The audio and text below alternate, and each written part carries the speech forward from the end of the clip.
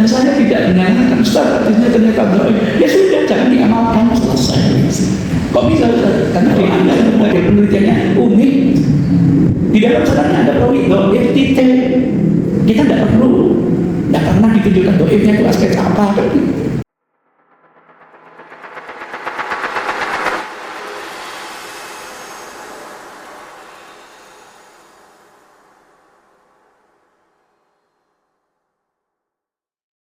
Kemudian muncul pertanyaan, Ustaz, katanya hadisnya dhaif, Ustaz. Ya, saya bisa menjawab, boleh jadi seperti itu. Kok bisa, Ustaz? Karena di Indonesia itu model penelitiannya unik. Di dalam sanadnya ada perawi dhaif titik. Kita tidak pernah ditunjukkan dhaifnya itu aspek apa, kan? Ya karena kesimpulannya dhaif, ya dhaif, selesai. Padahal, Masya Allah, ketika orang dinilai dhaif itu, pertama yang bilang dhaif itu siapa? Dipelajari. Jadi bukan apa yang dikatakan, yang mengatakan sendiri dipelajari. Saya buatkan buku tipologi kritikus hadis. Jadi para kritikus dulu itu menilai orang itu tanpa kaidah, belum ada kaidahnya. Melihat ada orang ahli hadis kok merokok, mungkar hadis, padahal apa korelasinya merokok dengan periwayatan? Tidak ada. Kalau ada, ilmunya Pak Yai semua mungkar semua gitu. Yang namanya dia itu ahli hisab. Melihat Ustaz ini sekali minum sampai berdiri, mungkar hadis. Padahal saya pernah membaca ada 5 hadis Rasul itu pernah kok minum sambil berdiri. Jadi tidak boleh saudara melihat orang lain dengan kacamata sendiri. Kalau nggak boleh terus diundang walimah, cari kursi nggak dapat. Saya tanya panitia, kok nggak disiapkan kursi? Sengaja. Loh kenapa? Biar tidak lama-lama. Itu strateginya. Oh gitu. Apalagi beli jamu, aku kata mending. Kalau sudah kondisi seperti itu, masa Anda boleh minum sambil berdiri?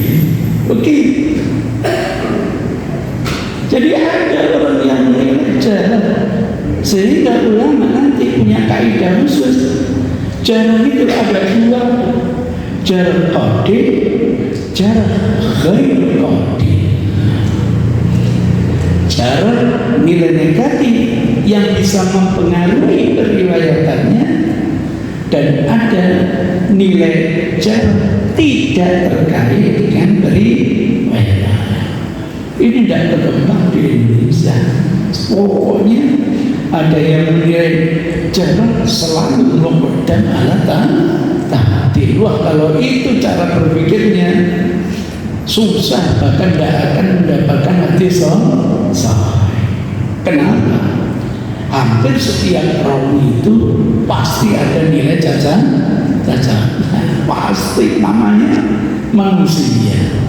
Tidak ada manusia yang sempurna.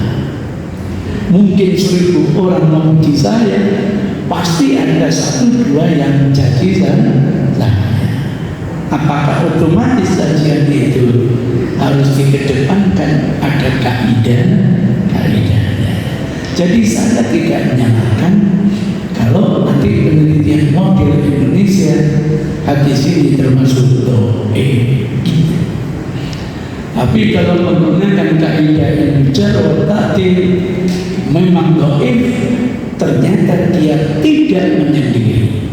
Ada kesaksian dari mayatan. Maka hadis itu bukan hanya diriwayatkan. Ini ada riwayat dari misalnya Anas bin Malik. Jadi bukan hanya Umamah dikatakan. Qala Rasulullah sallallahu alaihi wasallam, man shallal ghadata, siapa yang sholat subuh fi jama'atin, dalam jamaah. Ini malah tidak ada masjidnya, bisa aja jamaah di rumah sama keluarga.